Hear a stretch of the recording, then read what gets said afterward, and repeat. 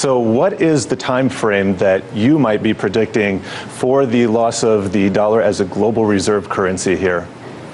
Well, I have been saying for many years, and I wrote this in my book, that before the end of this decade that we're in right now, so before the year 2020, we are going to have a dollar crisis. This is going to lead to a global currency crisis because the dollar is the majority of the world's value of all the world's currency. It's more than half the value of all the world's currency. And if there's a dollar crisis, I believe that people in other countries are going to look at their own currencies and say, oh my God, this is just a piece of paper with numbers on it also.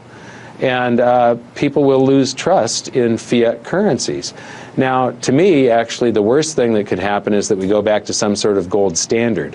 A gold standard is a national currency that's supposedly backed by gold, and it opens the door for the whole scam to start again.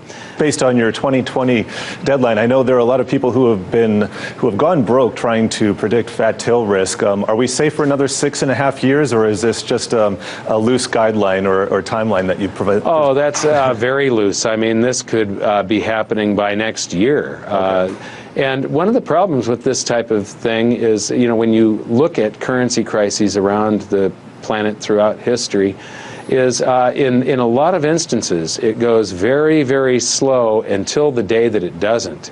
And in many instances you wake up in the morning and your world has changed. In Mexico, all dollar-denominated bank accounts were frozen and converted into pesos overnight, and then they devalued the peso. So you woke up with 70% of your wealth gone the next morning. This time after time throughout history, you see this thing where it's very, very slow and then suddenly wham. And then just like that. That was Mike Maloney of goldsilver.com and creator of the Hidden Secrets of Money video series. Now let's